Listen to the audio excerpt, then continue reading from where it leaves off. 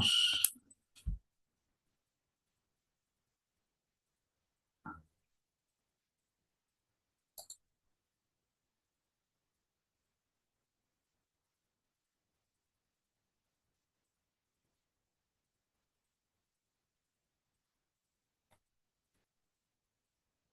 Está grabando, ¿no? Sí. Bueno, Sí, se está grabando bien. gracias. Bueno, vamos a seguir con la segunda parte de la sociología de Max Weber. Nosotros en la clase anterior habíamos hablado de las formas del poder, ¿no?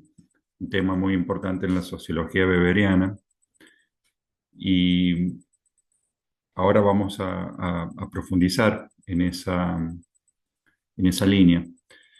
Nosotros habíamos dicho que el poder tenía que ver con el manejo de determinado tipo de recursos y que se relacionaba siempre con algún tipo de organización y que, digamos, Weber había clasificado el poder en político-militar, en económico y en simbólico, el poder de simbolizar, ¿no? Y de interpretar el mundo. Y a partir de esa interpretación poder imponerla a la sociedad. En el caso de lo que vamos a ver hoy es una profundización de lo que serían las formas del poder político, que es mucho más complejo que decir simplemente que, bueno, que el poder político se basa en un manejo de recursos. Y después vamos a hablar también de la religión que se relaciona con el poder de simbolizar, ¿no? En el caso de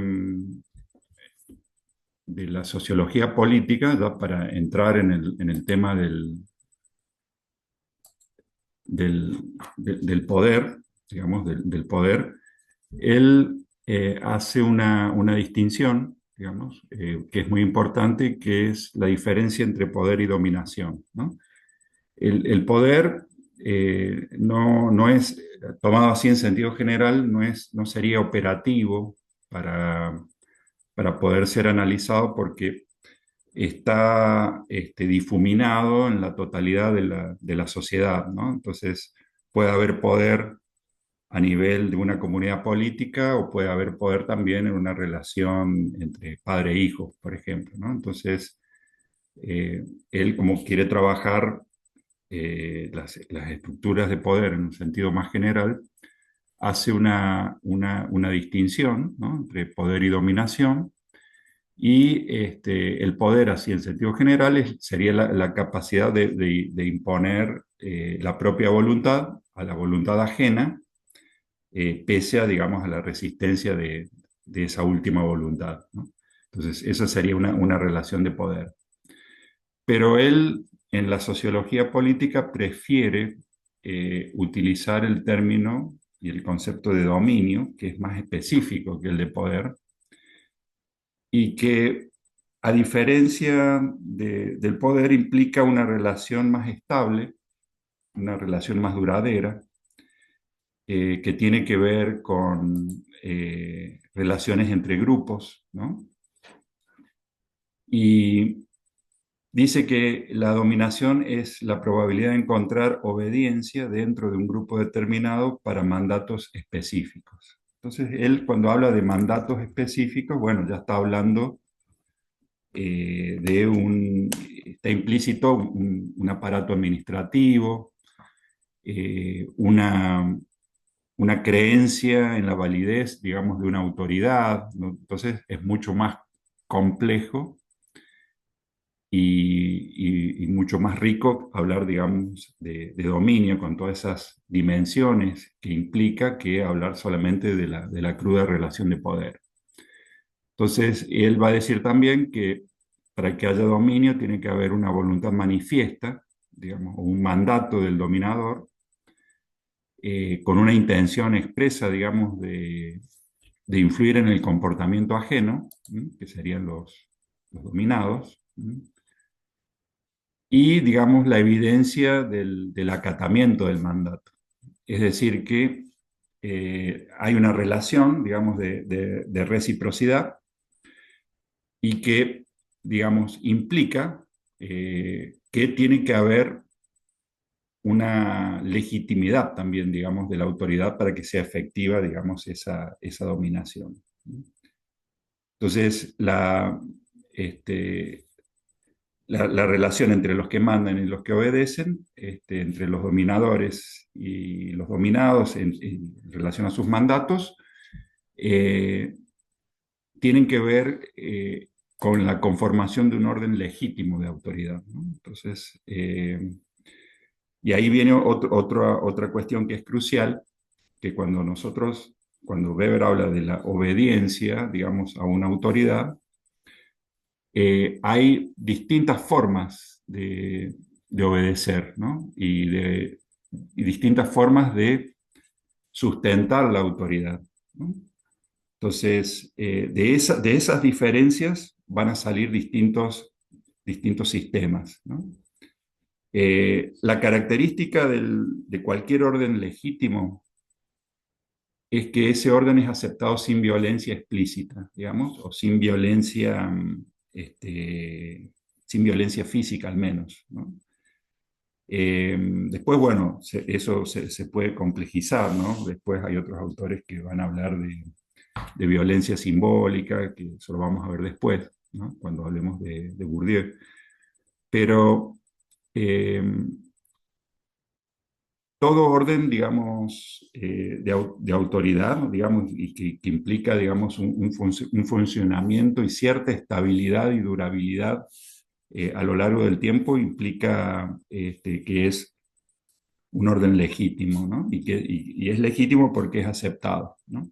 Y las formas de aceptar se basan en diferentes tipos de creencias, ¿no? Y ahí vamos a uno de los núcleos, digamos, de la sociología política de Weber, que tiene que ver cómo se fundamentan, digamos, las distintas formas de la creencia en el orden político, ¿no? Entonces, a ver si acá especificamos.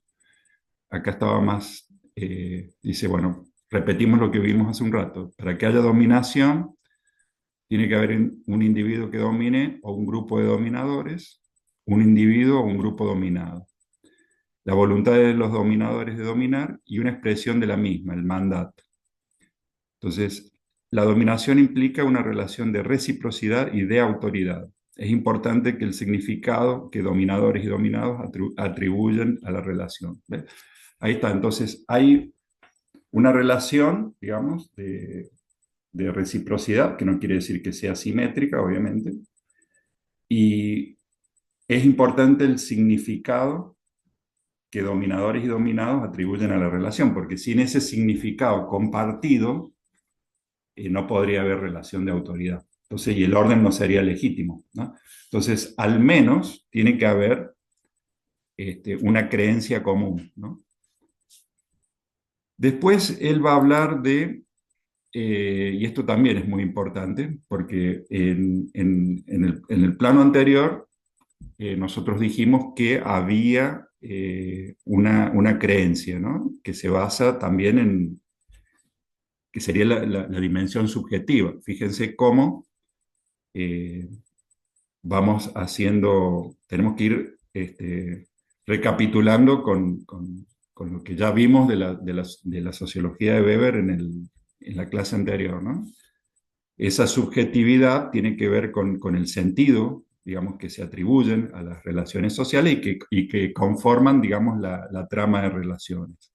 Entonces, bueno, en la política también hay un sentido subjetivo que se va a basar en la creencia, en por qué se obedece y cómo se obedece.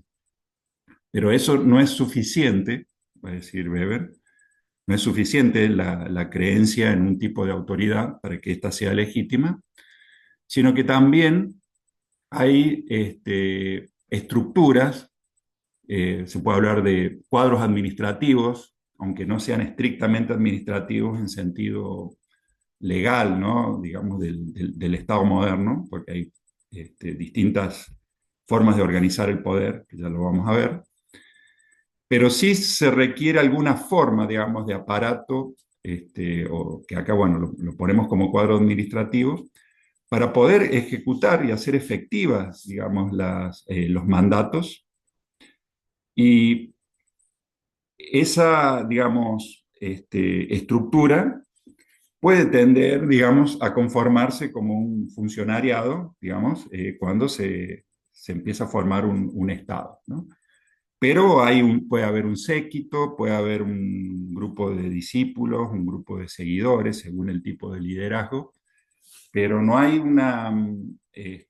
no puede haber un vacío, digamos, porque si no, no estaríamos hablando de una comunidad política, digamos, ¿no? O de una relación política de autoridad. Bueno, estructuras de dominación. Después, bueno, va a hablar de organizaciones administrativas. Este, Dice que están constituidas por personas que están habituadas a recibir órdenes, están interesadas, y esto también es importante, en el régimen de dominación vigente, es decir, que participan de la dominación. Ya vamos a ver cuando veamos ahora inmediatamente las distintas formas de dominación, ¿no? Que tienen que ver con el distinto sustento, la distinta creencia, que hay también distintos aparatos, digamos, para sostener esa voluntad de dominio, ¿no? Para darle forma y hacerla concreta. Y en esa, digamos, en esa diferenciación, las diferentes organizaciones administrativas y su diferente lógica también marcan la forma en que un tipo de dominación puede entrar en colapso o puede, digamos, desfigurarse o puede transformarse.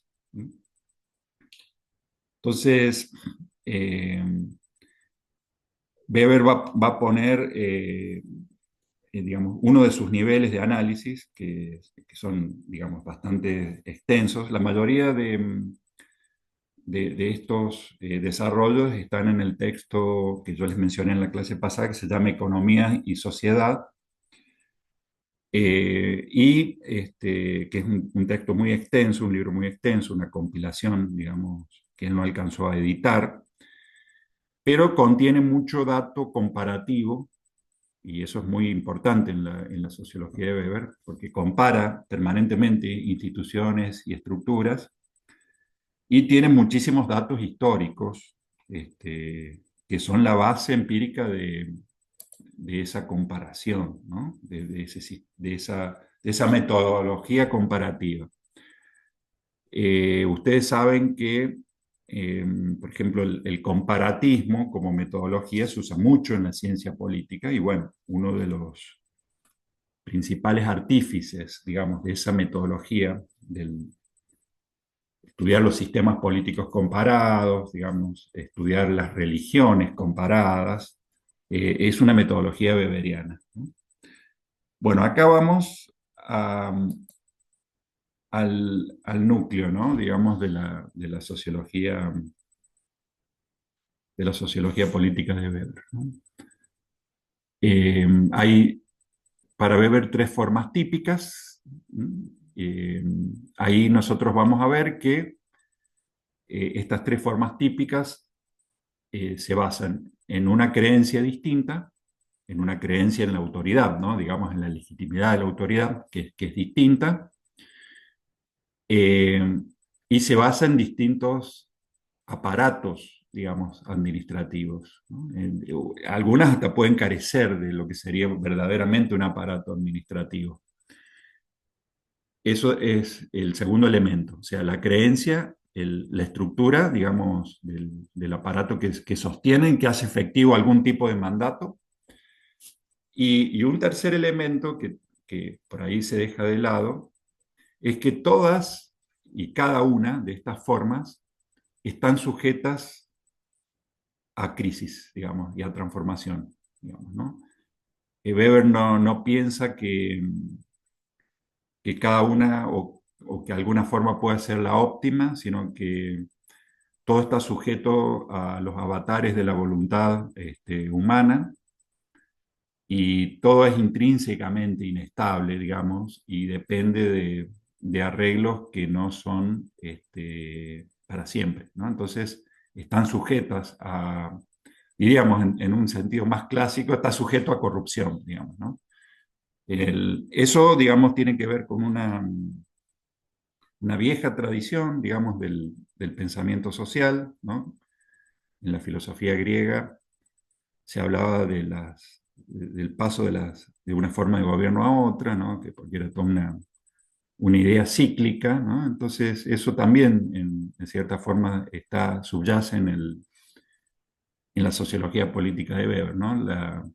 La sujeción digamos, a la transformación casi permanente, ¿no? Aunque algunas de las formas tengan un fundamento que busque la estabilidad, ¿no? Bueno, la dominación tradicional, ustedes se acuerdan, por ejemplo, cuando vimos eh, las tipologías de la acción, digamos, ¿no?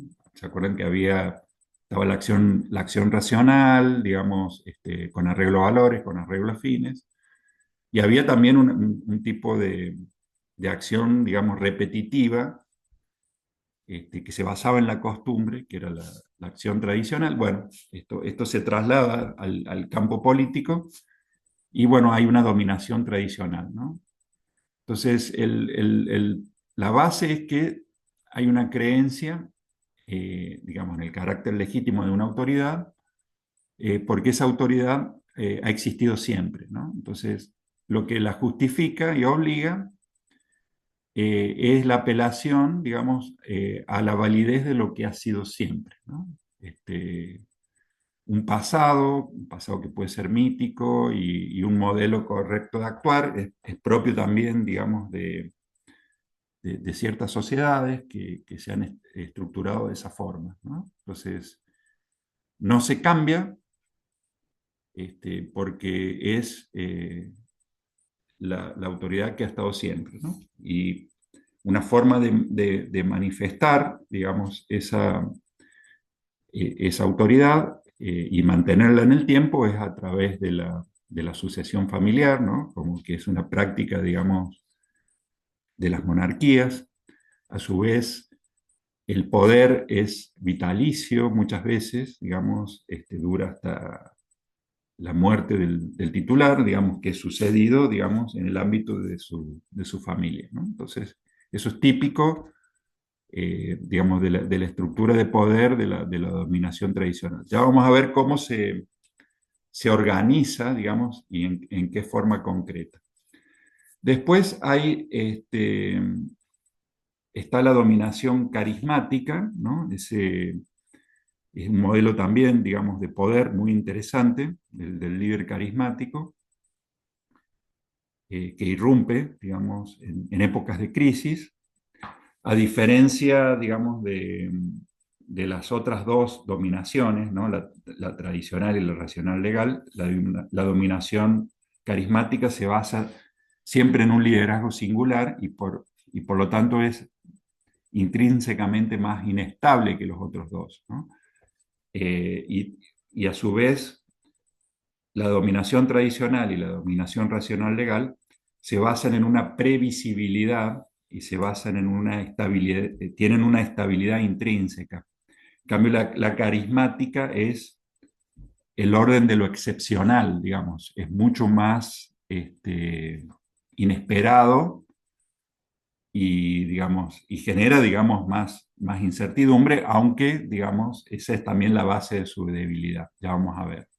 Entonces se basa en la creencia que en las cualidades singulares de un líder, es un liderazgo que irrumpe en situaciones de crisis y conforma una fuerza revolucionaria o reformista frente a la tradición hasta que se estabiliza mediante la rutinización. Ya vamos a ver qué quiere decir eso.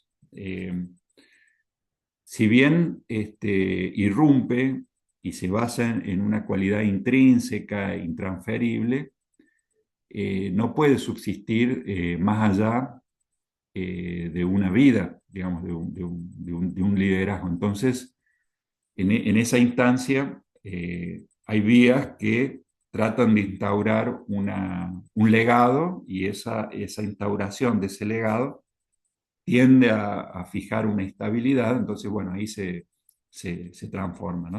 Y se rutiniza.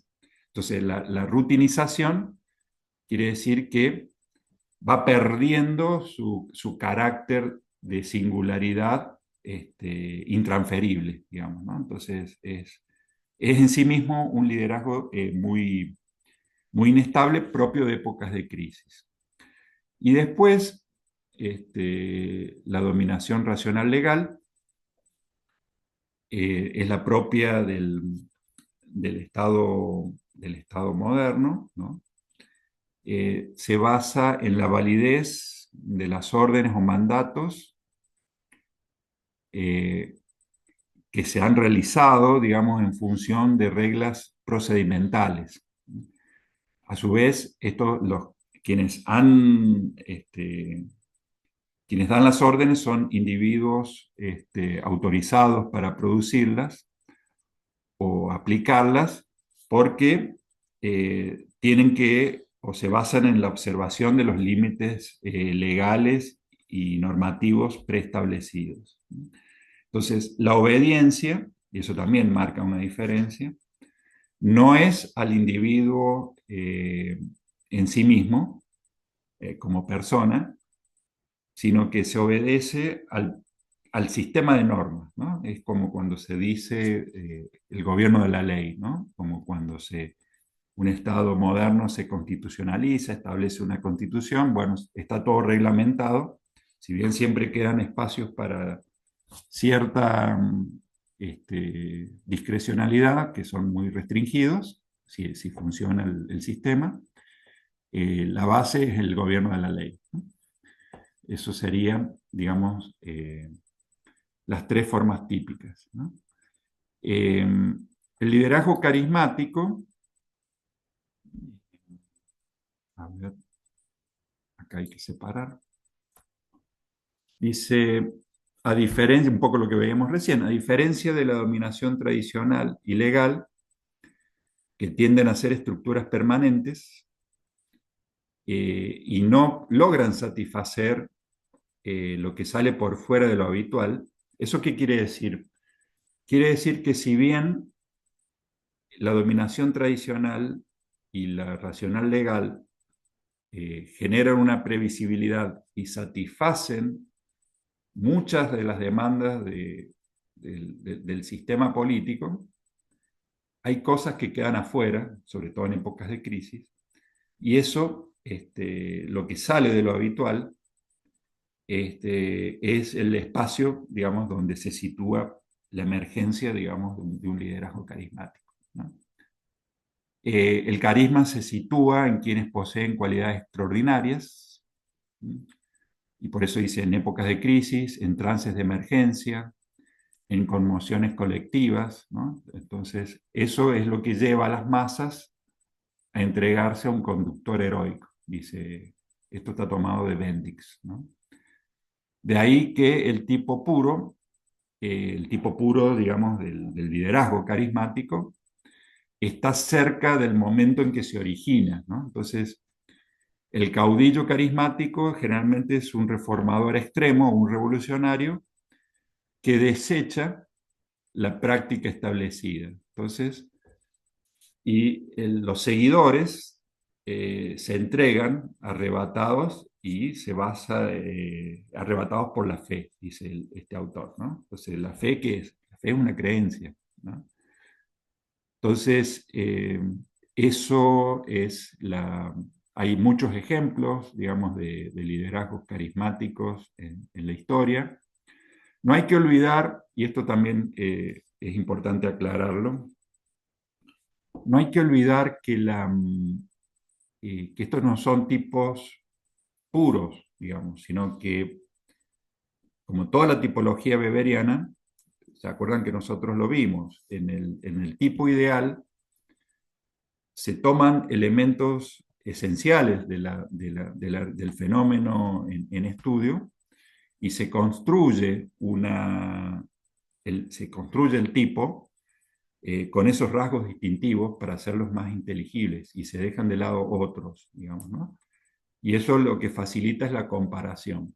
Entonces, eso no quiere decir que haya un liderazgo puro en un determinado momento de la historia y que eso dé lugar a a otra forma una vez que se agota, así en un sentido lineal. No es así, sino que se pueden combinar, ¿no? Se pueden combinar elementos de los distintos tipos, ¿no? Pero bueno, hay que ir viéndolo caso por caso, pero así sirve, digamos, poder hacerlo inteligible. Eh, entonces, hay, digamos, liderazgos carismáticos que pueden emerger en un contexto de un Estado moderno, como ha pasado. Digamos, en la historia contemporánea hay liderazgos carismáticos. También puede haber pasado en el sentido que hay también componentes de carisma en la dominación tradicional. Por ejemplo, hay un libro famoso de un historiador francés que se llama Los Reyes Taumaturgos, ¿no? Que se refiere a los reyes de Francia en un determinado periodo de la Edad Media, donde se les atribuye un poder mágico, digamos, de curativo, digamos, de las escrófulas, una enfermedad que estaba, digamos, que se daba en la Edad Media. Bueno, eso es, digamos, es una combinación de elementos.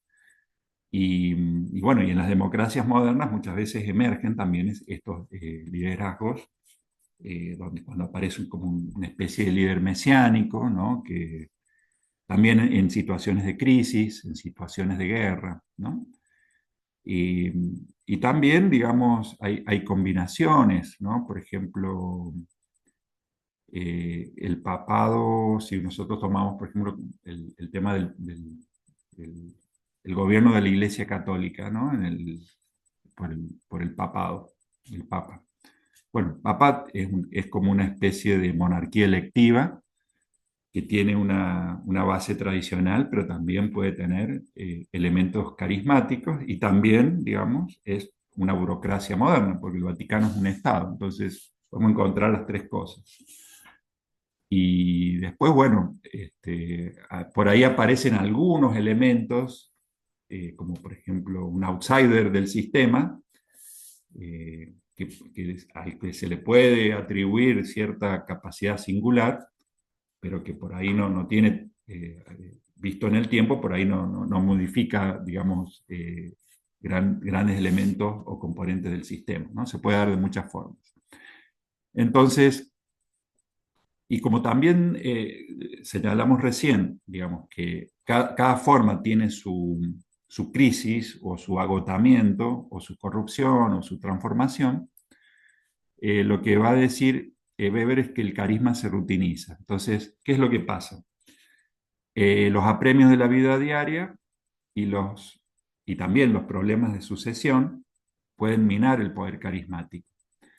Entonces, el carisma, digamos, es como una forma de poder mágico que es atributo exclusivo de una persona. Entonces, pero como nadie vive para siempre, ese poder carismático tampoco se puede transmitir a un sucesor. Entonces, bueno, ahí hay un problema. Entonces, quienes creen dentro de los seguidores que ese legado tiene que ser administrado, bueno, al establecerse, digamos, como sucesores, digamos, y al querer administrar ese legado, eh, se estabilizan ciertas formas, digamos, y se puede formar un aparato. Y de hecho, el aparato administrativo tiene que ver con el día a día, ¿no? Con el hecho de que la gente tiene que vivir, tiene que alimentarse, tiene que, digamos, si hay una comunidad política, algún tipo de gestión tiene que haber. Entonces, bueno, eso tiende a la estabilidad, ¿no? Porque eso es muy humano, digamos, querer un orden estable, digamos, previsible para la vida, para poder sobrevivir, y no estar, digamos, esperando siempre el milagro, por decirlo de alguna forma, ¿no? Entonces, bueno, ahí es cuando se mina y, digamos, y llega a su límite el carisma. Pero, digamos, como forma de poder, la base de la debilidad es que está centrada en una persona, digamos, ¿no? Entonces, El poder es intransferible, con ese acá, intransferible,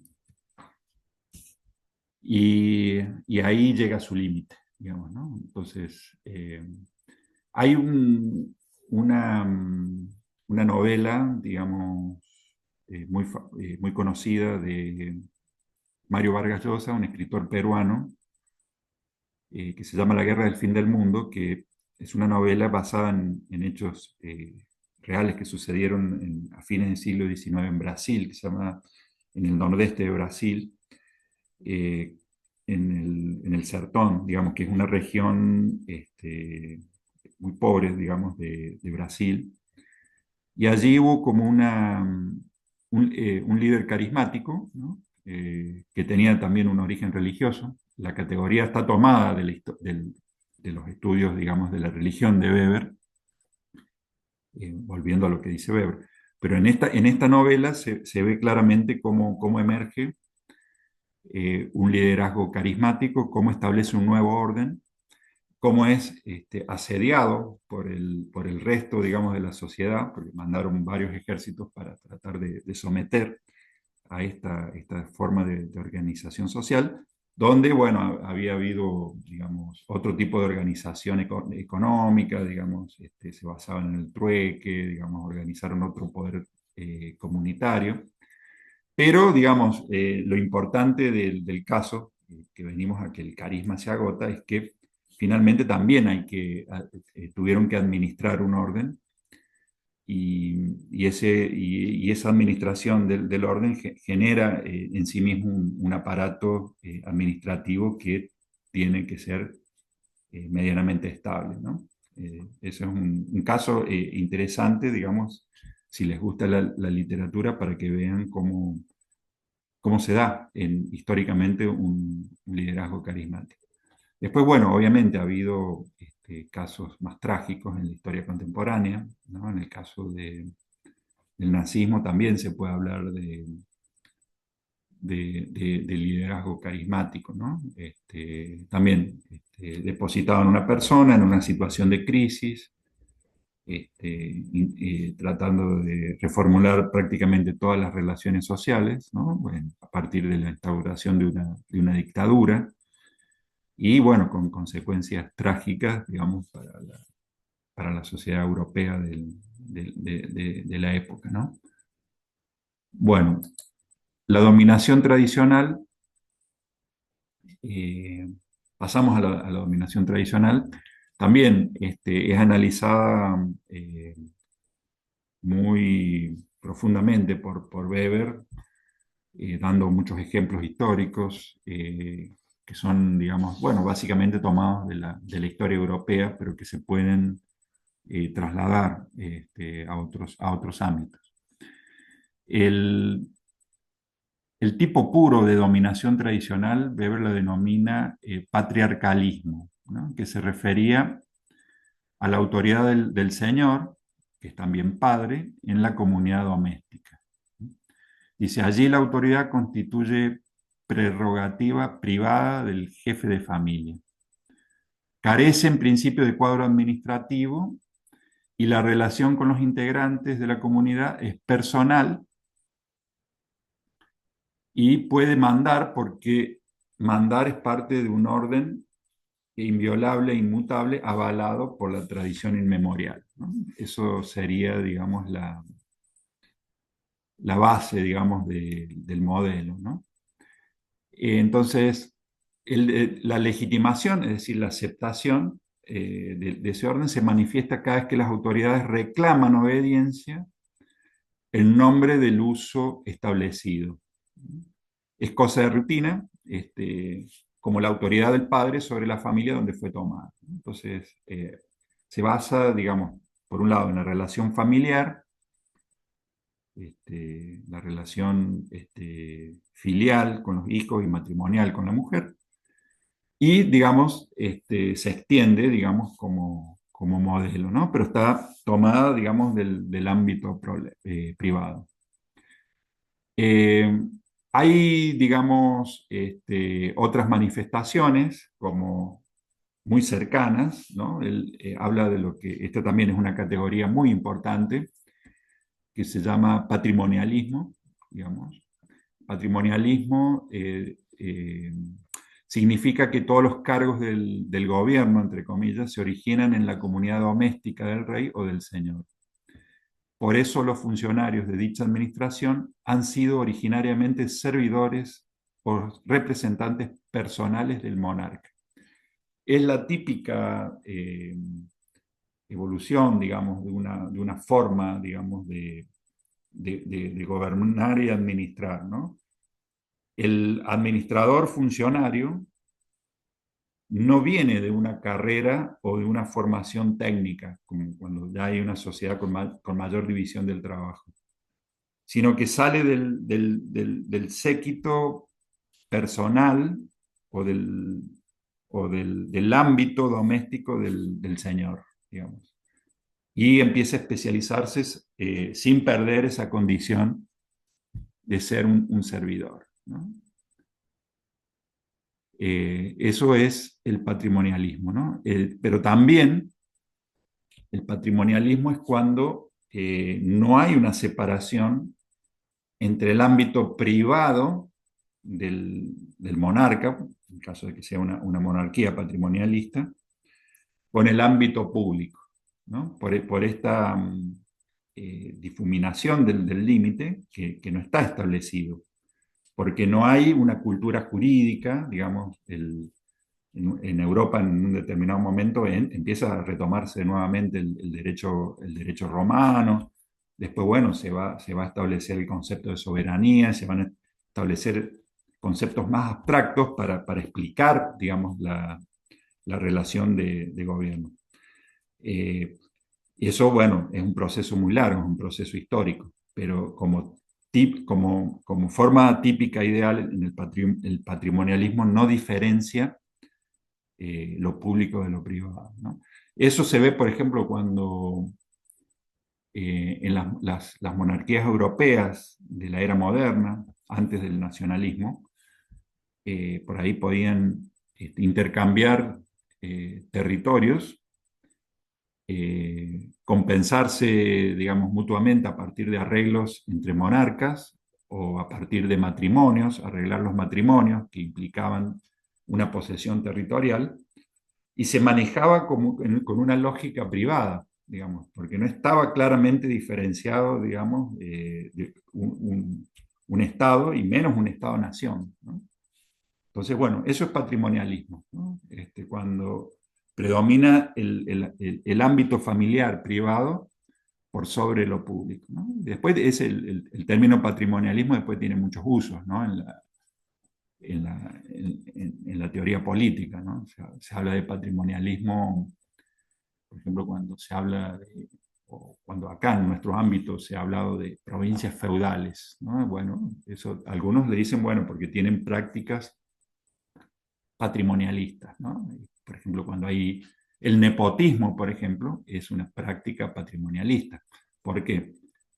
Porque los cargos van a ser ocupados por familiares, los cargos públicos. Pero que está prevaleciendo una lógica pública, digamos, del cuadro administrativo profesional, digamos, que ingresa por concurso, o la relación personal, digamos, del que concentra el poder. Bueno, eso es una forma de patrimonialismo. Ven cómo puede seguir siendo útil como categoría de análisis y se ha usado mucho. Se ha usado mucho también para caracterizar regímenes enteros, ¿no? Digamos, con sus variaciones, ¿no? Se habla como el grado extremo del patrimonialismo sería el patrimonialismo sultanístico, ¿no? Pero eso, bueno, hay que ver si lo utiliza Weber concretamente. Eh, hay otra forma, digamos, que es el feudalismo, ¿no? Eso también lo analiza Weber. El feudalismo también dice que el gobierno se basa en el modelo de la comunidad doméstica, pero sustituye el lazo filial y paternal, digamos, del patriarcalismo por el pacto de fidelidad, ¿no? Entre pares, ¿no? Entonces el feudalismo es también una forma de contrato entre hombres libres, ¿no? Porque el pacto de vasallaje no implica una subordinación en el sentido, digamos, de que es un señor feudal con un vasallo. No, en ese sentido, digamos, originario no, sino que es una relación entre pares, porque son todos de la misma clase, ¿no? En el feudalismo clásico, ¿no? Entonces, y como dijimos recién que así como todas las formas, digamos, de dominación tienen su talón de Aquiles, ¿no? Dice que la amenaza, digamos, para el monarca patrimonialista, digamos, o patriarcalista, o para el señor patriarcalista, tiene que ver con la expansión, digamos, territorial, ¿no? Eh, Dice que cuando se extienden los dominios, empiezan los problemas, porque al extender el dominio tienen que dejar a alguien a cargo, que es parte, digamos, del dominio familiar, pero cuando empieza a ejercer ese control territorial en lugares más alejados, hay una tendencia a autonomizarse, digamos, por parte de ese señor delegado, digamos, ¿no? Que se transforma en señor porque está controlando un territorio. Y tiende, digamos, a que lo sucedan los propios hijos, ¿no? Entonces se reproduce el mismo modelo, pero separado. Entonces, eso lleva a que haya guerras, que son como guerras internas dentro del esquema, digamos, doméstico o el esquema feudal, porque eso también pasa en el feudalismo. Y eso, bueno, lleva a la crisis, digamos, ¿no? Y a que el poder se fragmenta, se fragmenta, ¿no? El feudalismo y el patrimonialismo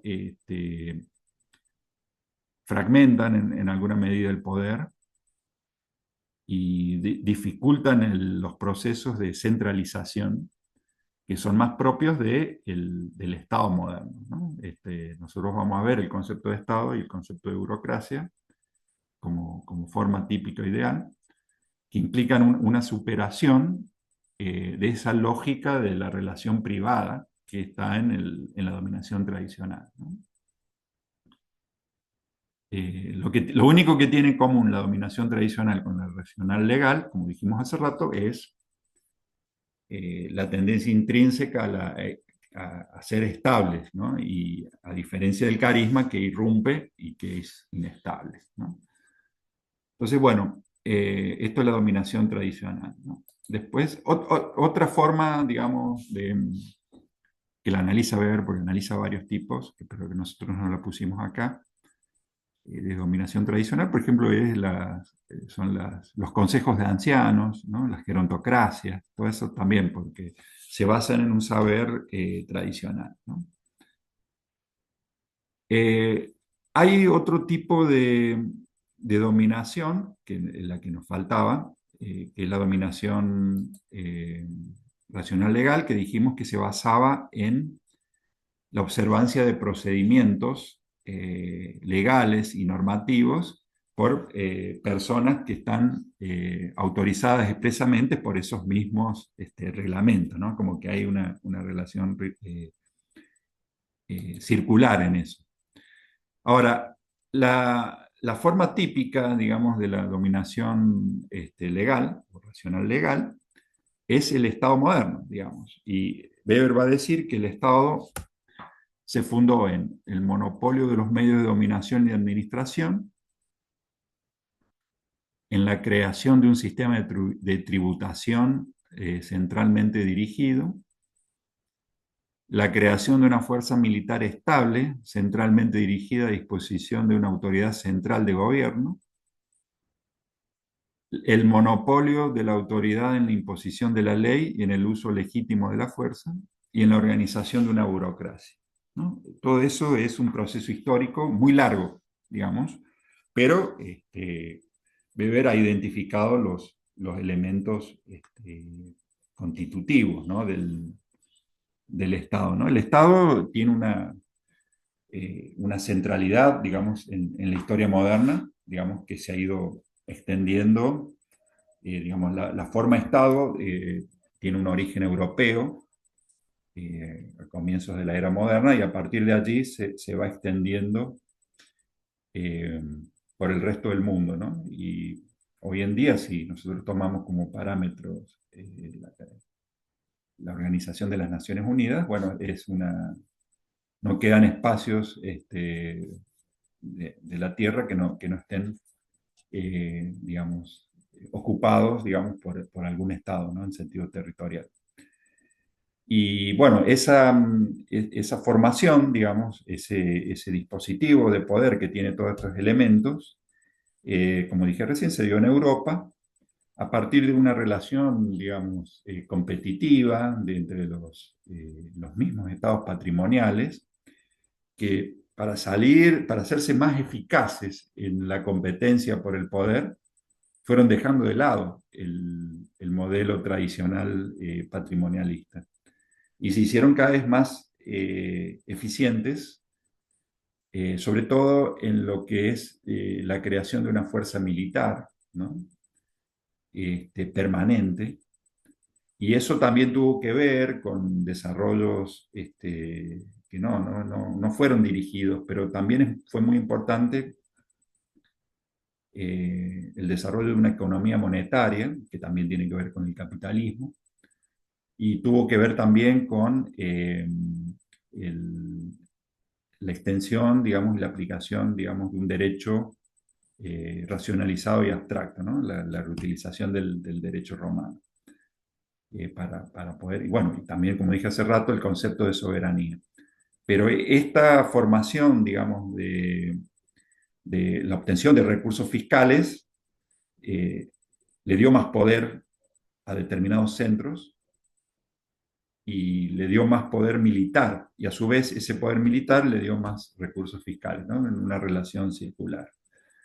Eh, la, la, conformación de monopolios es fundamental.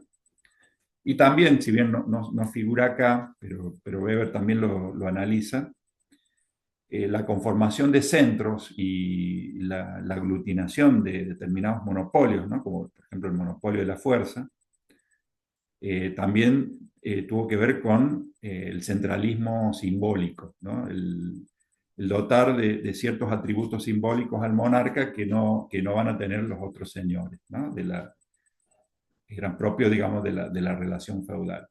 Entonces, el mundo feudal era muy violento, pero era una violencia privada difuminada en el espacio, digamos, ¿no? Porque peleaban mucho entre sí. En la medida que se va produciendo un monopolio, digamos, de la fuerza por los recursos fiscales, esa violencia privada va disminuyendo y se va concentrando como atributo de la monarquía, ¿no? Entonces, ese proceso de descentralización ha sido también, siguiendo la línea de Weber, analizado por un sociólogo que hizo sociología histórica, que nosotros vamos a ver en otra clase, que era Norbert Elias, ¿no? Él habla en un texto muy, muy conocido que se llama El proceso de la civilización, analiza este proceso de monopolización, ¿no? que tiene una base weberiana. Como forma típica aparece la burocracia, ¿no? La burocracia, ya vamos a ver cuáles son los límites, digamos, o cuál es el punto débil de la burocracia para Weber. Dice, bueno, la burocracia en sus rasgos típicos ideales es una organización. ¿Se acuerdan que nosotros habíamos visto que para cada tipo de autoridad o cada forma de legitimación o cada forma de dominación, volviendo al concepto originario, había un aparato? Bueno, el aparato por excelencia es la burocracia, digamos, ya conformada. Entonces, es una organización continua de funcionarios, es decir, que hay cargos que están en una relación continua que generalmente es jerárquica, pero también hay relaciones horizontales. Eh, Cada cargo tiene una esfera de competencia limitada. Eso ha ido creciendo con el tiempo. Si nosotros, por ejemplo, vemos, por ejemplo, la estructura del Estado argentino o del Estado provincial, el Estado provincial, vemos que va, si nos fijamos en el siglo XIX, había un solo ministerio, digamos, Ministerio de Hacienda y Gobierno, no recuerdo bien el término exacto. Pero a medida que va pasando el tiempo, y ya en el siglo XX empieza a aumentar, digamos, la cantidad de ministros y de secretarios, ¿no? Bueno, en el Estado Nacional también, ¿no? Y eso es una tendencia mundial, ¿no? Desde los estados conformados en el siglo XIX a los del siglo XX, no vamos a entrar en el tema del estado de bienestar, pero se van agrandando la estructura, digamos, burocrática y se van ampliando las funciones, digamos, ¿no? Entonces dice, cada cargo tiene una esfera de competencia limitada que implica funciones y la autoridad para llevarla a cabo, ¿no? Entonces, bueno, hay un Ministerio de Economía, un Ministerio de Justicia. Por ejemplo, los ministerios de justicia tenían adosados el de instrucción pública, que después van a ser los de educación. Después, bueno, va a haber otros de infraestructura, ¿no? Después, bueno, Ministerio de Guerra se llamaba, que después ese también estaba, ¿no? Porque tiene que ver con la función militar. Y después está, bueno, se pasaron a denominarse de defensa. Los cargos, como dije recién, están organizados en un sistema jerárquico y los cargos, si es una burocracia pública de un Estado avanzado, digamos, bien organizado, los cargos implican cualificaciones técnicas, ¿no? Acá hemos puesto, pueden implicar cualificaciones técnicas. En nuestros estados, por ejemplo, en nuestro país y en nuestras provincias, no siempre es así. Este, la provisión de los cargos no tiene una exigencia de cualificación siempre. Hay cosas que sí o sí tienen que ser, digamos, y hay dentro de los distintos ministerios mayor o menor grado de cualificación. Tradicionalmente el Ministerio de Relaciones Exteriores ha tenido, en el caso de nuestro país, personal con cualificación técnica, pero bueno, eso ha sido cambiante, digamos, ¿no? No siempre ha sido así y no sé si ahora lo es, digamos, ¿no? Otra característica es que el personal que ocupa los cargos no es dueño de los medios de producción o de trabajo a los que está vinculado, ¿no? Eso es una diferencia importante con qué, yo les preguntaría. No sé si hay alguien que me está escuchando. Eh, Sería una diferencia importante con el patrimonialismo, digamos, ¿no? Que el, en el patrimonialismo, no los subalternos, pero el depositario, digamos, o el titular del poder, es como que dispone casi en sentido privado de los medios de trabajo, digamos, ¿no? Porque hay como una apropiación del Estado, ¿no? Que se puede manifestar en el nepotismo, ¿no? Como decíamos hace rato. Pero bueno, implícitamente y explícitamente no, digamos, nadie es dueño en un Estado moderno de los cargos, digamos, aunque hay estabilidad laboral y prácticamente si no hay una falla o un delito, digamos, que sea, digamos, pasible de un sumario o de una destitución, en algunos casos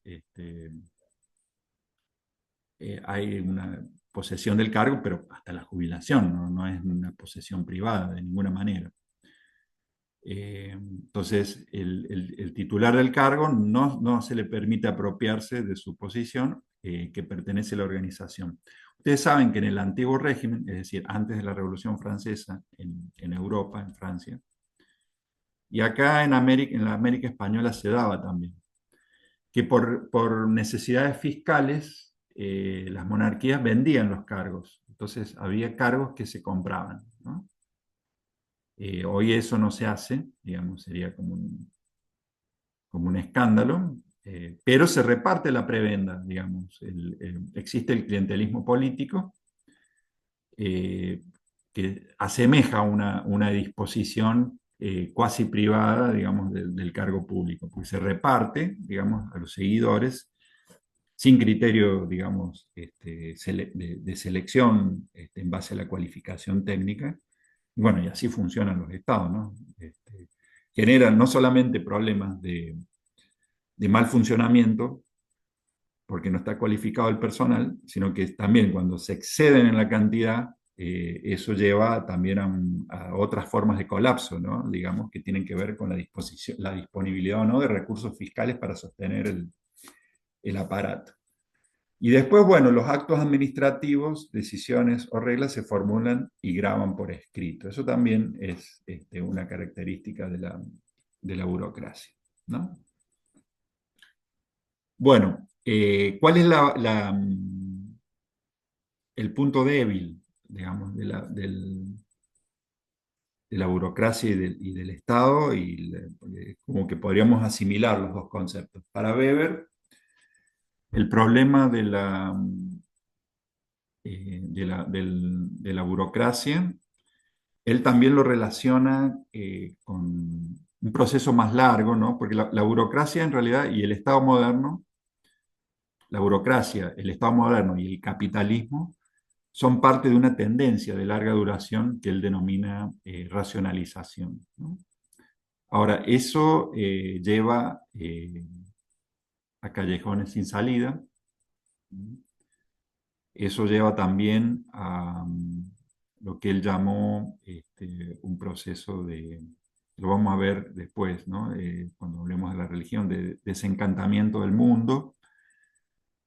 Y también lleva a lo que él utiliza una metáfora del tema de la jaula de hierro, ¿no? En el sentido de que esto de ir tejiendo, digamos, institucionalmente, estructuralmente, formas, digamos, que se van creando, digamos, continuamente a partir de estos procesos de interacción, digamos, de interacción social, llevan muchas veces a una situación donde las personas quedan en una maraña de cosas que ya no pueden manejar.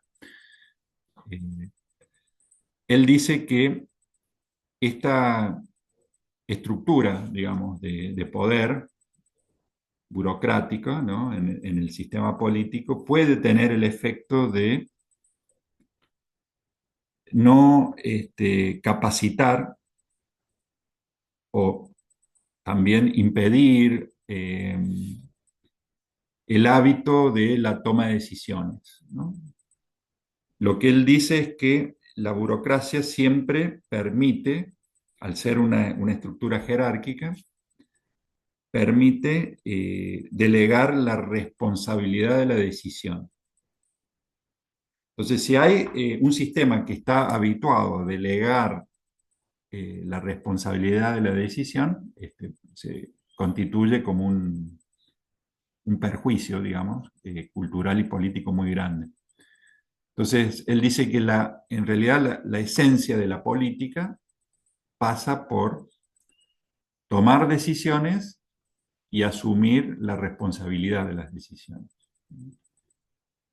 Y asumir la responsabilidad de las decisiones es hacerse cargo de las consecuencias, ¿no? Entonces, y saber las consecuencias que eso tiene. Entonces, eso sería la ética de la responsabilidad, ¿no? Que decía cuando hablaba de los dos tipos de ética, ¿no? En relación a la política, ¿no? La ética de la convicción y la ética de la responsabilidad. Entonces, la política se basa en la toma de decisiones y la burocracia, cuando empieza a impregnar todo, eh, se basa en la delegación de la responsabilidad, ¿no? Y en la asunción, digamos, de las decisiones que vienen de arriba, ¿no? Que también pueden ser malas, ¿no? Entonces, obtura en algún medido la responsabilidad moral, digamos, ¿no? Eso sería. Y eso ha sido trabajado, por ejemplo, por Zygmunt Bauman, y después una filósofa alemana, digamos, que sufrió la guerra y la persecución, que se llamaba Hannah Arendt, también trabaja en esto de como las estructuras burocráticas ya aplicadas a la matanza, digamos, porque la burocracia y el Estado son el instrumento para cometer genocidios. Realmente cuando hay un genocidio hay también un aparato estatal detrás. Muchas veces, bueno, y hay funcionarios, ¿no? Entonces, bueno, al analizar el caso, digamos, de Eichmann, ¿no? Un criminal, digamos, de la era nazi, que, eh, que fue juzgado finalmente, eh, eh, Hannah Arendt trabaja esa idea, digamos, bueno, ella le llama la banalidad del mal, pero es la incapacidad, digamos, de juzgar, ¿no? Y esta incapacidad de juzgar, bueno, ya Weber la había detectado, ¿no? Y después, bueno, Zygmunt Bauman, un sociólogo ya contemporáneo, fallecido recientemente, bueno, tiene un libro que se llama Modernidad y Holocausto, donde también analiza la cadena, digamos, de decisiones que diluyen y distancian el efecto, digamos, de lo que está haciendo un aparato, digamos, un aparato genocida, ¿no? O un aparato represivo. Bueno, esos son los elementos que hay que tener para entender también los procesos históricos.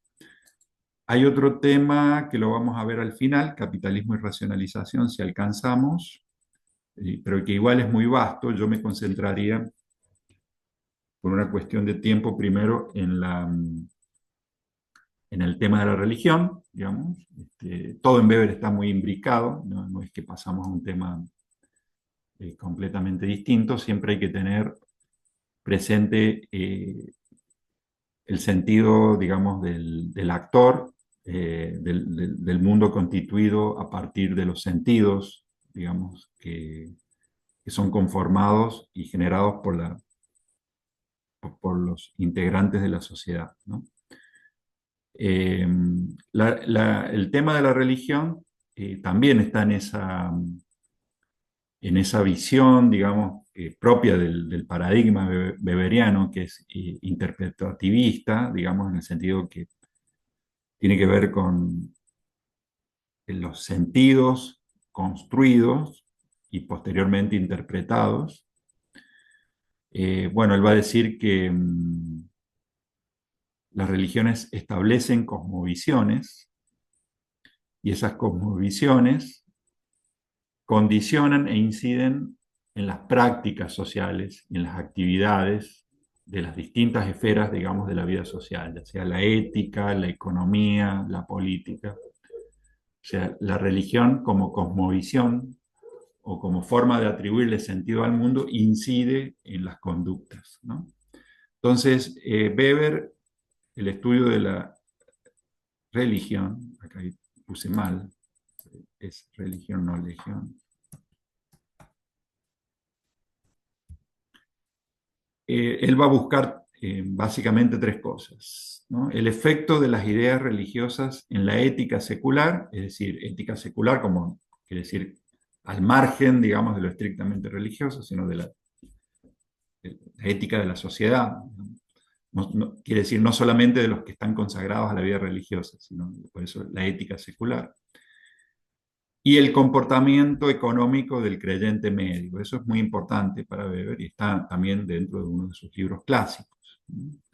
Después, otra cosa muy importante es el efecto de la formación de grupos sobre las ideas religiosas. Lo que está diciendo es que, o lo que él va a buscar es que la religión nunca se da en el vacío, sino que siempre que hay grupos que son los que constituyen y le dan forma y sistematizan las ideas religiosas, ¿no? Entonces, no es que la religión sale de la nada. Entonces, él siempre va a asociar los sistemas religiosos a un determinado estamento, digamos, ¿no? Eso es muy importante. Y después, bueno, las diferencias de Occidente en comparación con otras culturas. Él va a comparar Occidente con China, con la India, y también va a hacer cuestiones, va a analizar sobre el origen del judaísmo, cómo se conformó el judaísmo y el islam, ¿no?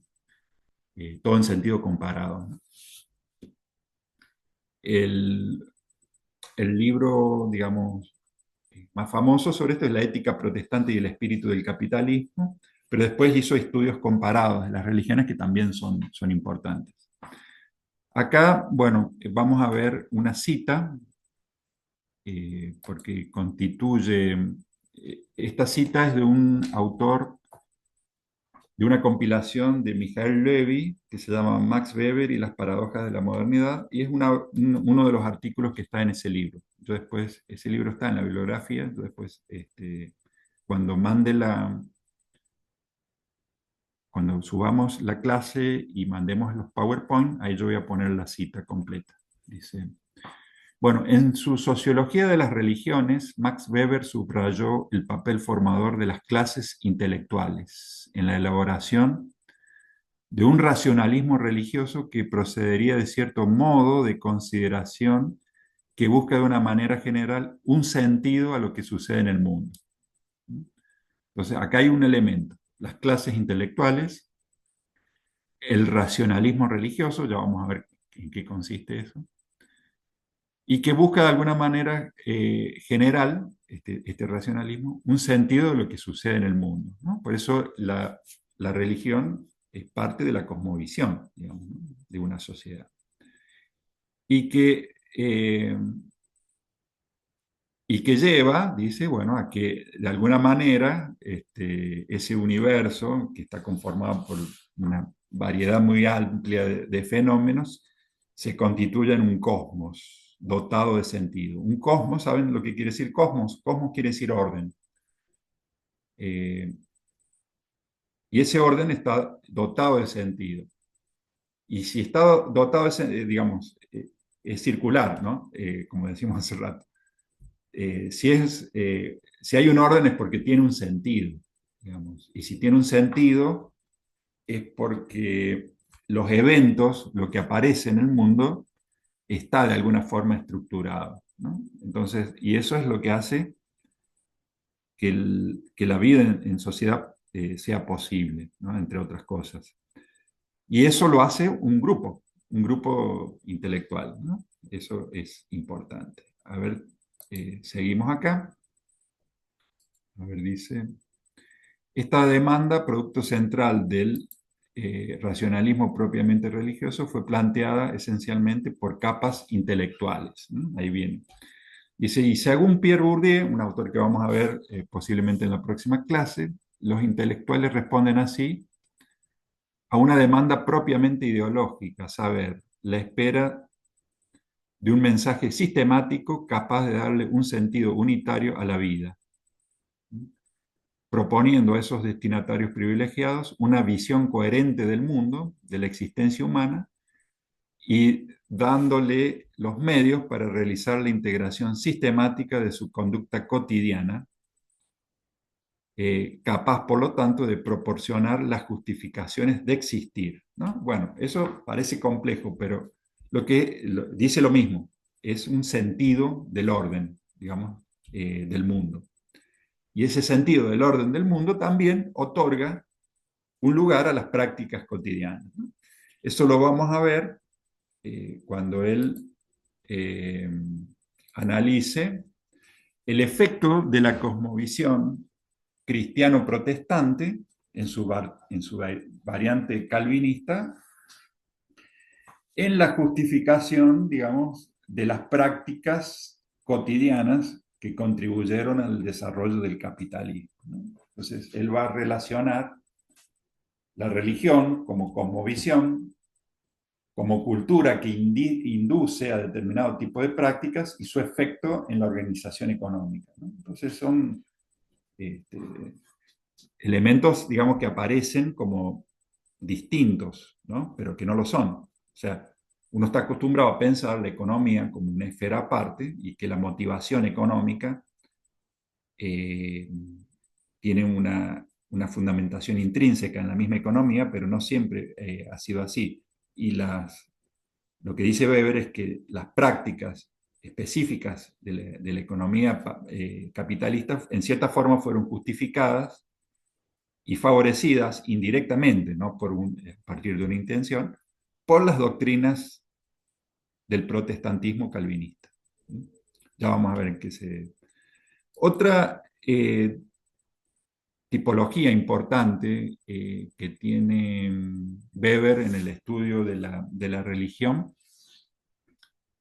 es la diferencia entre el hechicero y el sacerdote, ¿no?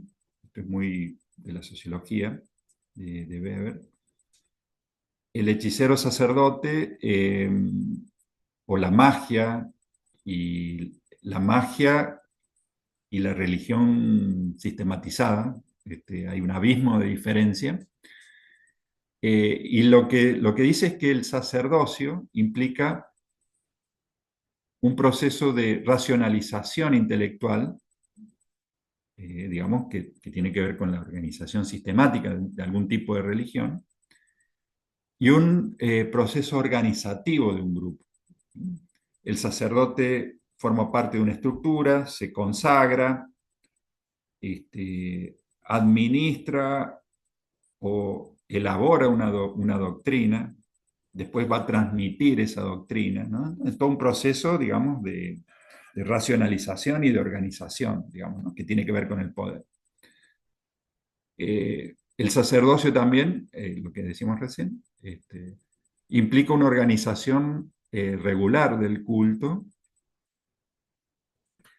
y Weber identificó en cada gran sistema religioso un grupo estamental de conductores o intelectuales que hicieron la sistematización y administración del culto.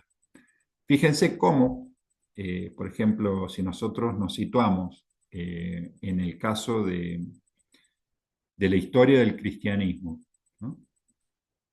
Hay un fundador, que es como un líder carismático, que fue Cristo, y después estaban los apóstoles. Bueno, los apóstoles lo que hacen es esa rutinización del carisma, y a su vez después de arduas disputas, en un proceso histórico muy largo, van a estabilizar un dogma y una doctrina, y eso va a ser en gran medida la tarea de la patrística. Pero eso fue 400 años después de muerto Cristo, digamos. Imagínense todo el proceso que hay.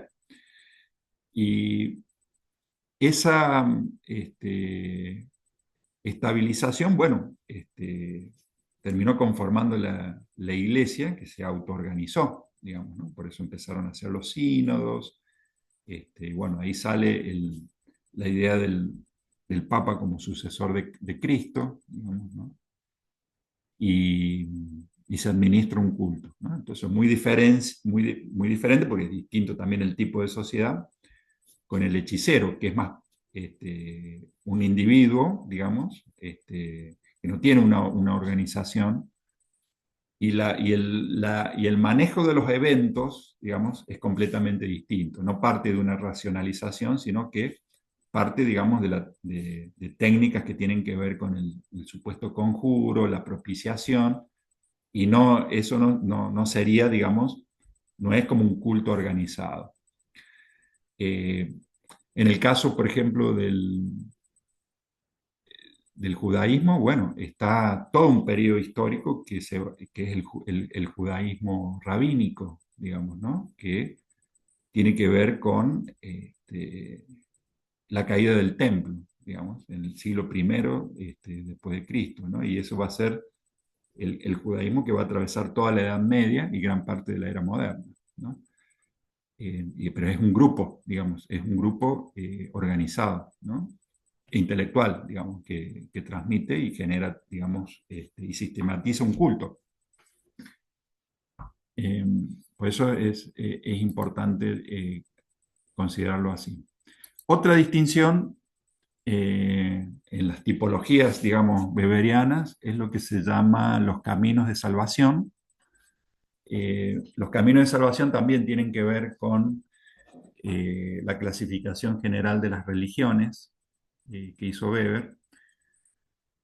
Hay religiones salvíficas, ¿no? Una típica religión salvífica es el cristianismo.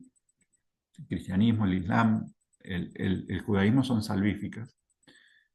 En cambio hay otras que no lo son, digamos, por ejemplo, el budismo no lo es. El budismo propicia una armonía con el cosmos. En cambio, las religiones salvíficas inducen a un determinado tipo de acción, digamos, ¿no? Eh, y por eso tienen que ver precisamente con diferentes formas de insertarse en el mundo. De todos modos, dentro de una misma religión hay prácticas que llevan a insertarse en el mundo y otras a separarse un poco más, ¿no? O separarse totalmente y eso está validado, ¿no? Entonces, los caminos de salvación son prácticas de religiosidad. Él habla, por ejemplo, del ascetismo.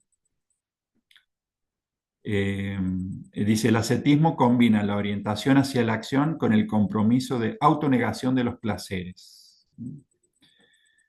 Eh, los ascetismos pueden ser ultramundanos, donde las prácticas se orientan más allá de la vida, y el intramundano, donde no hay un rechazo del mundo y se urge a los creyentes a trabajar y actuar en el mundo como signo de ver en ello un destino de salvación. Eso es el calvinismo, ¿no? Como una variante del protestantismo, ¿no? Induce a actuar de determinada forma. Los ascetismos intramundanos tienen una incidencia en la conformación práctica del mundo. Después está el misticismo, que es una práctica contemplativa, emocional, que lleva a la inactividad, ¿no? Entonces, en el misticismo dice que puede haber un rechazo del mundo y se puede buscar la comprensión del sentido del mundo o de la divinidad, pero no favorecen o no inciden directamente en el desarrollo de la práctica cotidiana y por ende no incide directamente en la economía.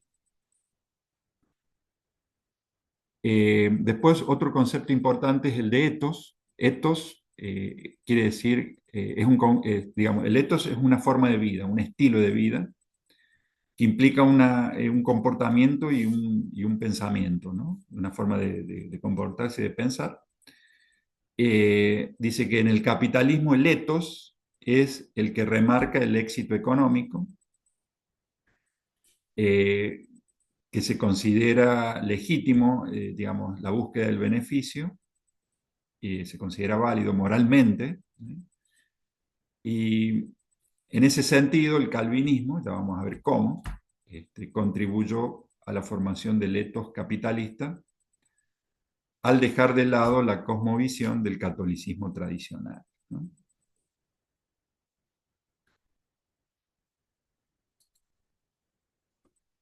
Bueno, la ética protestante y el capitalismo. No, vamos bien. Dice, este texto no es el único de la sociología de la religión, pero sí es uno de los primeros. Es de 1905 aproximadamente y posteriormente hizo desarrollos más extensos de la sociología de la religión, en un sentido, como hablábamos hace rato, comparativo o comparatista, ¿no? Porque se extendió a los efectos de la religión en China, en India y en el Islam. Eh, dice, en este texto se analizó cómo una forma de entender el mundo por parte de una confesión religiosa incidió en una ética que contribuyó a la expansión del capitalismo. Una ética o la conformación de un etos, podríamos decir, ¿no? Eh, Dice, hubo una observación, Weber hace una observación que decía que había estado, digamos, y en esa observación él se había dado cuenta, y muchos estudiosos también, que muchos de los innovadores en el desarrollo del capitalismo a partir del siglo XVI en el comercio, en la banca y a nivel también teórico, ideológico. Eh, Muchos, digamos, de quienes desarrollaron el capitalismo eran de religión protestante.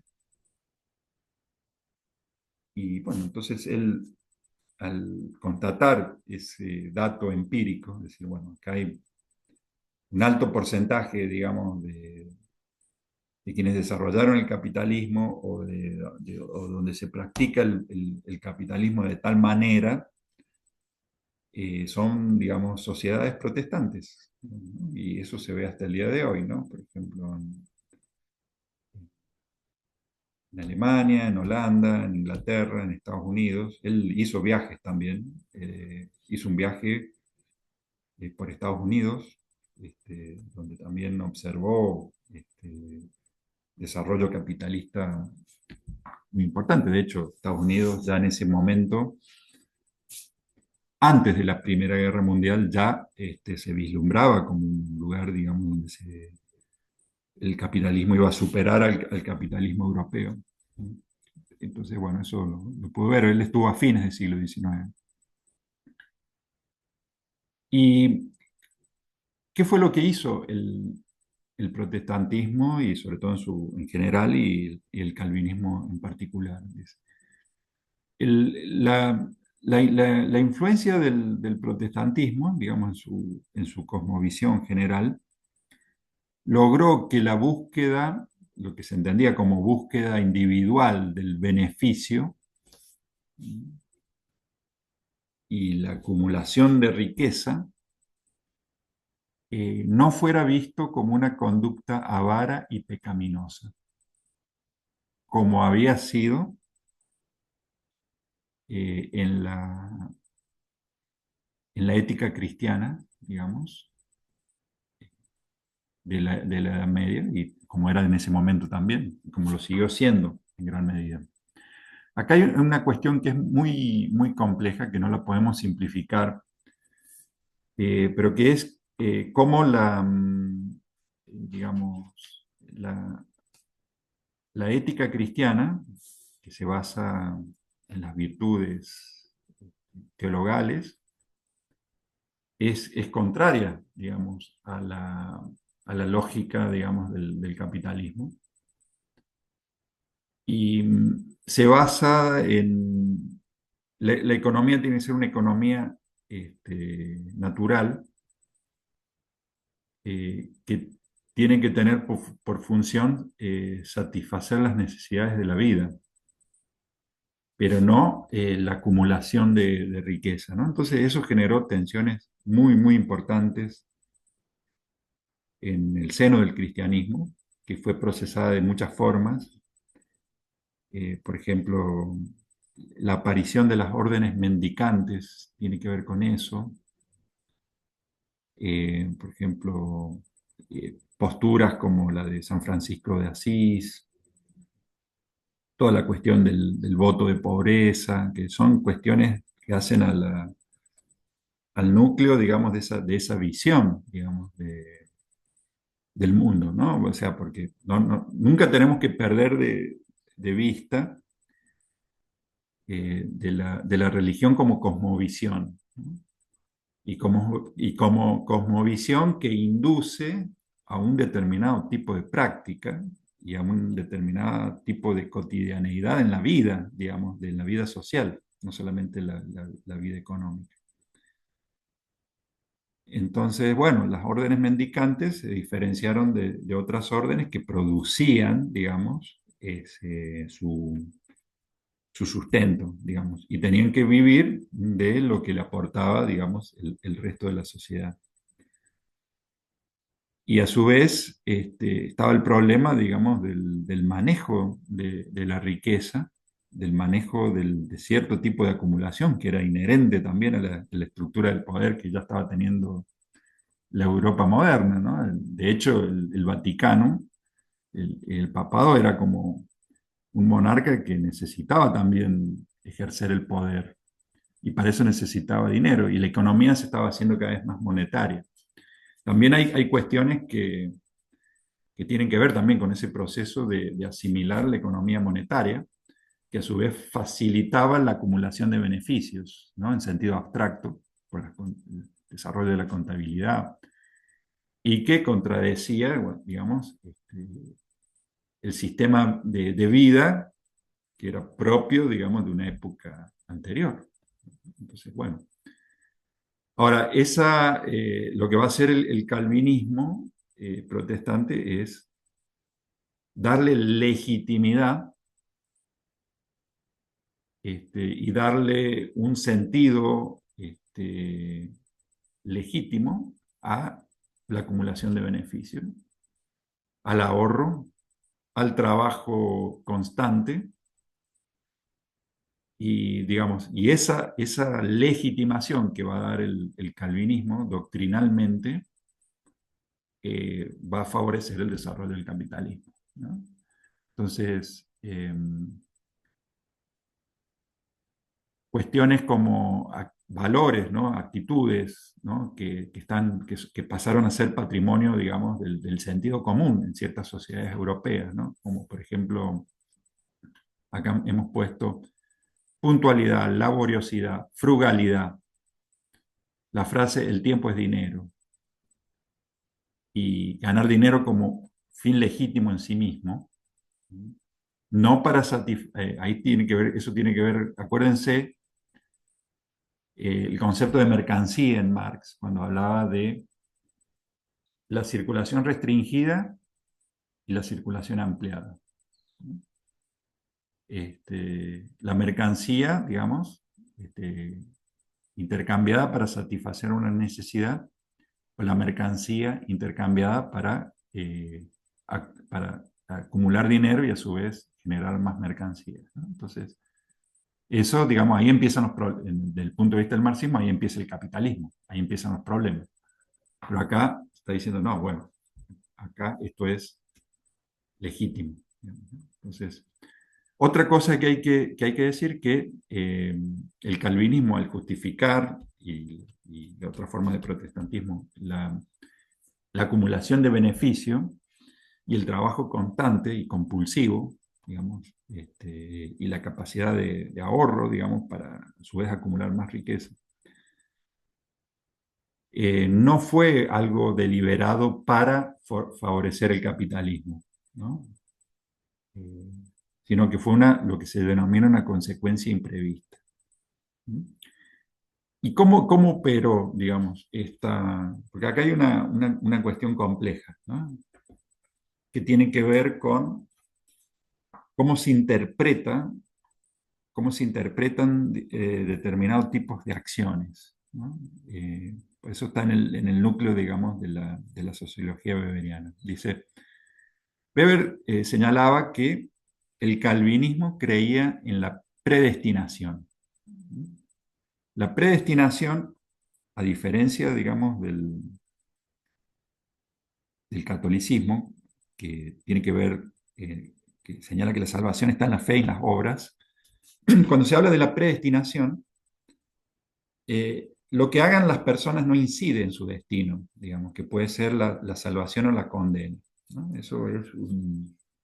Eso dependía de la voluntad divina, ¿no? Por eso hay en el protestantismo hay una distancia muy grande, digamos, entre Dios y el creyente, y a su vez hay una soledad también muy marcada del creyente frente a la divinidad, ¿no? No están los intermediarios o los dispositivos de mediación que son propios, que están en el catolicismo, ¿no? Como el orden sacerdotal, que es suprimido, y el tema de los santos, de la Virgen, etcétera, ¿no? Eso que hace a la cercanía, digamos, antropomórfica, digamos, que es propia, digamos, de ese cristianismo que va a ser el cristianismo católico finalmente, pero que era el cristianismo. Entonces, los individuos ya estaban predestinados a salvarse o a la condena, o a la condena eterna, ¿no? Eso generaba, digamos, eh, esa incertidumbre, decía ver, generaba una duda existencial que para ser paliada, digamos, o para ser morigerada o para ser contrarrestada, el creyente tendía a ver signos, señales, que indicarían eh, que como creyente estaba en el grupo de los salvados, y esos signos eh, posibles estaban en el éxito económico. Entonces, esa compulsión, digamos, terminaba siendo algo que se autoalimentaba, ¿no? Esa angustia, esa incertidumbre se canalizaba mediante una labor eficaz, una compulsión al trabajo, una austeridad, digamos, ¿no? Porque no había acá cuestión, el beneficio no era para... Eso también es importante en el desarrollo del capitalismo. La acumulación de beneficio, la acumulación de beneficio no es para el goce inmediato, porque eso hubiese impedido la acumulación capitalista que se basaba en el ahorro, ¿no? La acumulación de beneficios para la reinversión, digamos, no es para el gasto inmediato. Bueno, y eso, esa autocontención, esa autodisciplina, tenía que ver con ese ethos, digamos, de autoimpuesto, digamos, de laboriosidad, de eficacia, digamos, ligado también a normas, tenerse a normas estrictas, digamos, ¿no? Ese ethos, bueno, fue fundamental para el desarrollo del capitalismo. Entonces, digamos, estas consideraciones, digamos, que tienen que ver con la cosmovisión, con los valores que que van impregnando una cultura y que en definitiva inciden, digamos, en las prácticas cotidianas y a partir de allí inciden en un desarrollo de todo un sistema económico que va a ser el capitalismo, ese mismo esquema metodológico de ver religión, grupo, incidencia en la economía, Weber lo va a intentar hacer y lo hace de alguna manera sin hacer un estudio exhaustivo que no es su intención, en el caso de la India y de la China, ¿no? Este, eh, no nos olvidemos eh, que Weber tenía una erudición muy grande y conocía mucho, digamos, de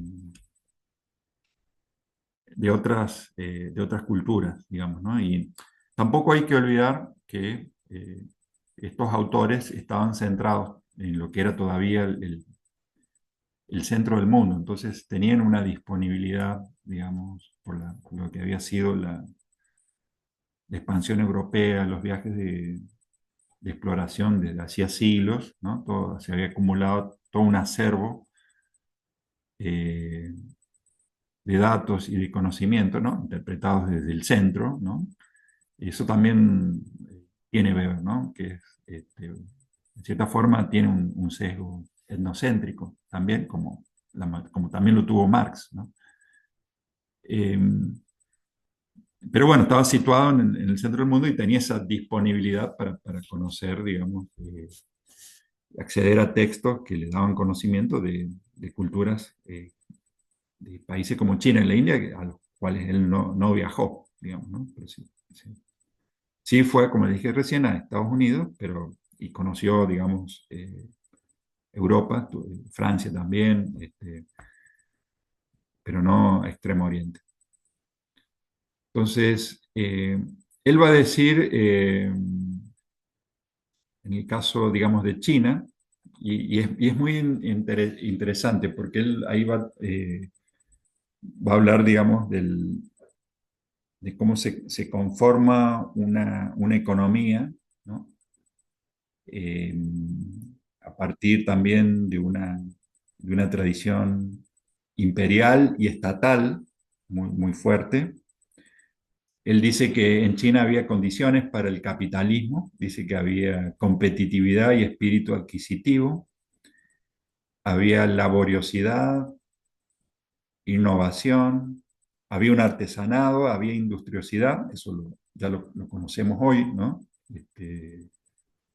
Ese desarrollo que tiene China no es de un día para el otro, el desarrollo actual, ¿no? Sino que hay, dice que hay, había también en ese momento que él analizaba, digamos, del siglo XVI, se está refiriendo, crecimiento demográfico y existencia de metales preciosos. El tema de los metales preciosos tiene que ver con el desarrollo de la economía monetaria, ¿no? Que dicho sea de paso, lo que fue un incentivo y un factor fundamental para el desarrollo del capitalismo, por eso no hay que centrarlo solamente en el modelo de mundo y en el ethos protestante, la ética protestante, fue fundamental la plata de América, digamos, para el desarrollo del capitalismo en Europa, ¿no? Porque eso le dio en el momento justo, cuando se estaba bloqueando el comercio de las especies, Europa se topó con América, ¿no? Y al toparse con América, encontró una fuente inagotable y fabulosa de metales preciosos y eso fue fundamental en el desarrollo del capitalismo. Entonces, también dice que había prácticas bancarias y los chinos también habían tenido viajes de exploración, digamos, ¿no? Tenían una...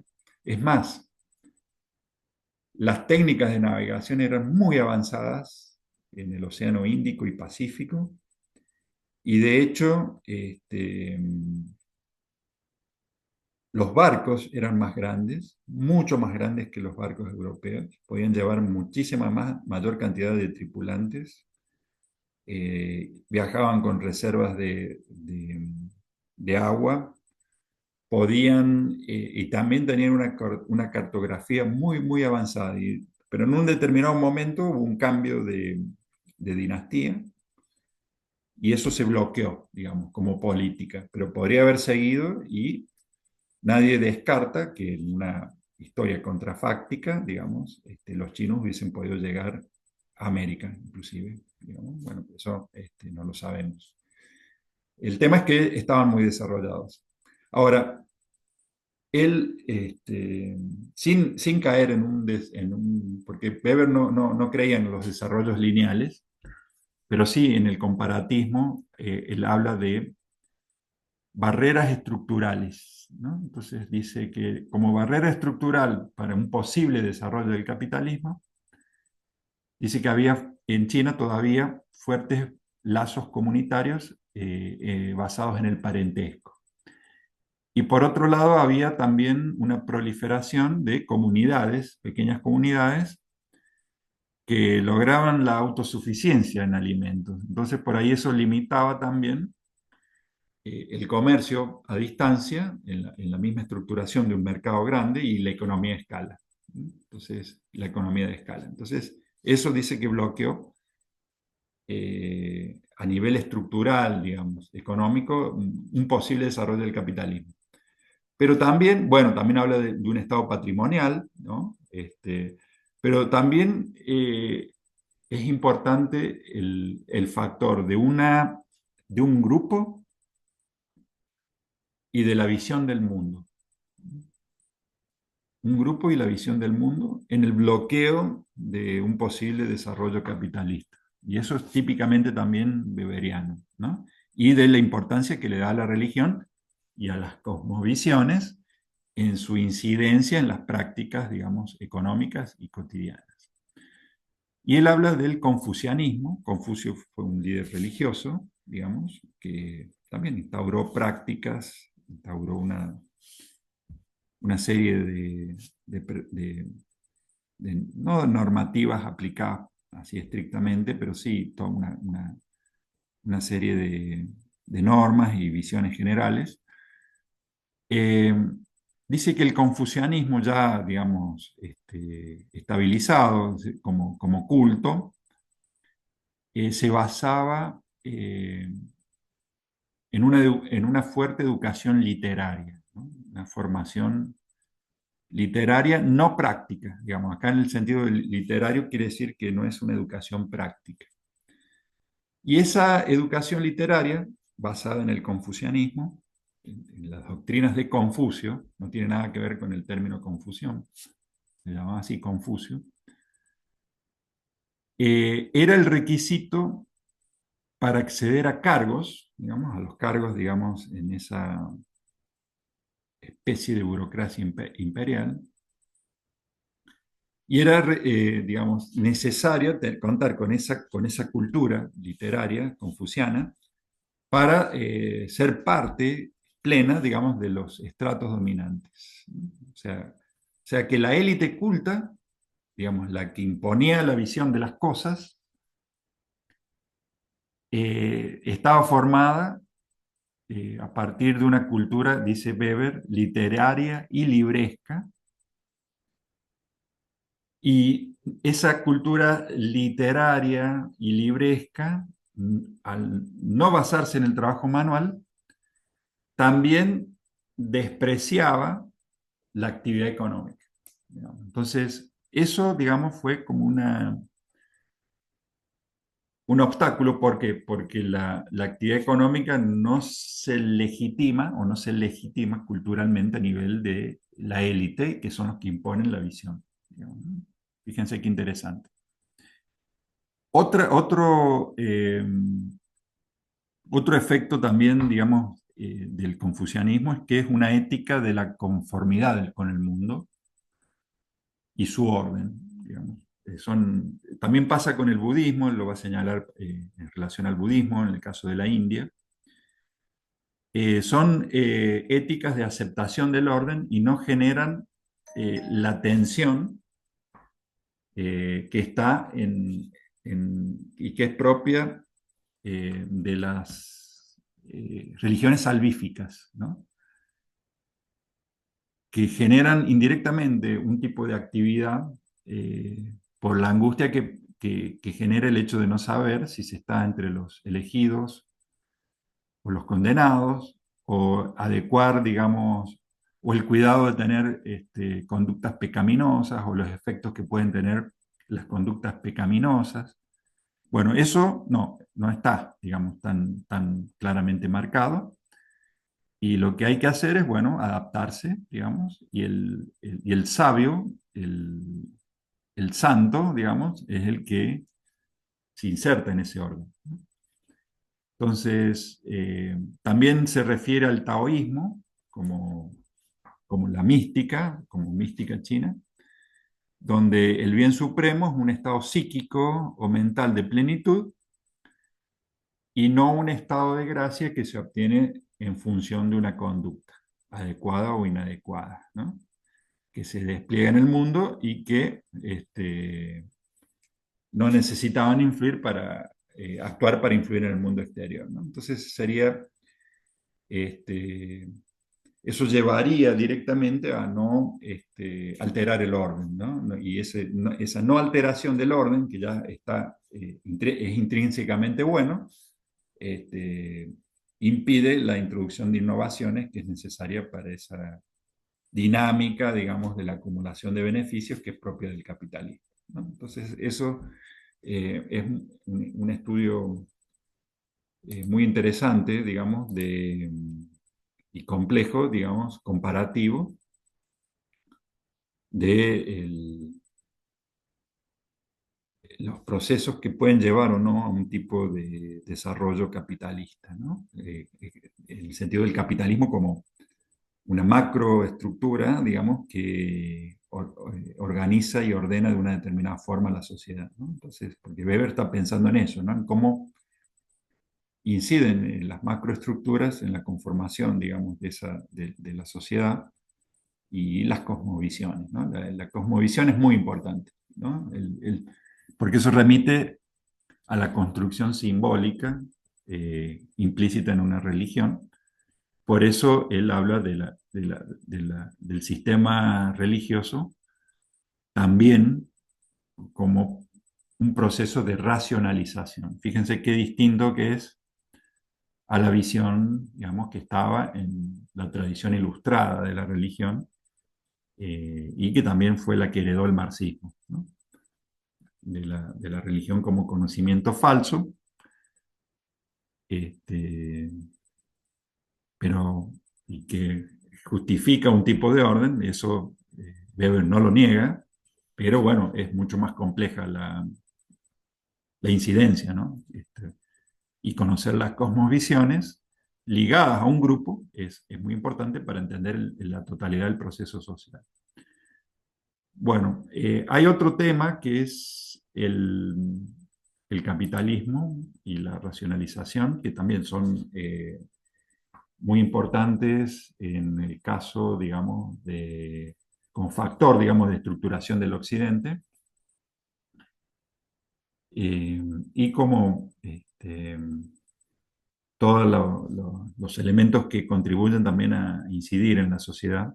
Este, pero bueno, ustedes lo- lo- lo podemos ver, digamos, directamente en esta definición que está acá en el PowerPoint, muy, muy sintético, ¿no? Eh, la importancia del capitalismo tiene que ver que la esfera económica está interrelacionada, como acabamos de ver, con otras esferas, ¿no? Con la esfera cultural, con la religión especialmente, que es también definidora de la esfera cultural. Y la interpretación general que él hace del capitalismo es que también es parte de ese proceso de racionalización que se desarrolla en el Occidente y que se relaciona también con el predominio cada vez más marcado en todas las áreas de la racionalidad instrumental, ¿no? O sea, que vimos en la acción racional conforme a fines, es la racionalidad instrumental, ¿no? Entonces, tiene que ver con seleccionar el medio adecuado para un fin determinado, ¿no? Y son fines cada vez más específicos que tienen que ver, en este caso, con la acumulación de beneficios. La característica del capitalismo es que, bueno, surge a partir de un capital fijo que se invierte en la producción de bienes para el consumo. Ya en el capitalismo desarrollado tiene que ver con el consumo masivo. Los medios de producción, materiales y organizativos son propiedad del propietario del capital. Se basa también en una contabilidad racional orientada a la producción y a la reproducción de las ganancias, y también en una orientación de la acción hacia las oportunidades presentes en un mercado, ¿no? Esa es otra característica. También implica una organización racional del trabajo y de la disciplina de la manufactura. Eso quiere decir también racionalizar, quiere decir borrar los tiempos ociosos, los tiempos muertos, y la orientación hacia la finalidad del beneficio. Y también requiere otras condiciones como el trabajo asalariado y la eliminación de otros modos distintos de organizar la producción, sobre todo aquellos que hacían autosuficientes a los productores, ¿no? Eso de la autosuficiencia es eliminada porque se van conformando mercados cada vez más grandes. Y también eh, el capitalismo se basa en la racionalización de los procesos productivos y distributivos que se impone a las unidades económicas por la necesidad misma de afirmarse y permanecer en el mercado, ¿no? Eso sería una forma cruda de describir las características del capitalismo, pero bueno, los textos están también en economía y sociedad, y las consideraciones generales del capitalismo están a lo largo de su obra. Entonces, bueno, esperemos que con esto eh, tengamos una visión, digamos, general, digamos, de la sociología weberiana. Bueno, vamos a dejar de grabar, de tener